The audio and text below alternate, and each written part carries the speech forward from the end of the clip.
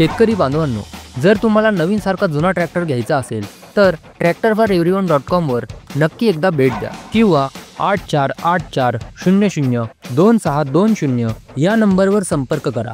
इथे तुम्हाला ट्रॅक्टरबद्दल सविस्तर माहिती मिळेल। वेळ वाया जाऊ देऊ नका।